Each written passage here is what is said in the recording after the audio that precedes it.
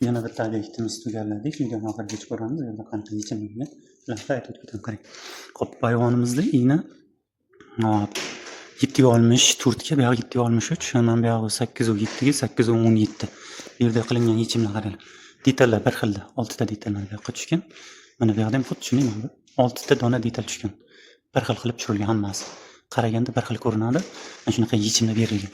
Mana bu yoqda 4 metrlik stanoyimiz 4 metrlik bo'lgani sababli 4 metrlik mana detal sig'ish uchun mana bu yoqda delani qo'shdik. Mana bu yoqda qora palasa, mana keng ichiga ana shu 390 joyimiz qolgan.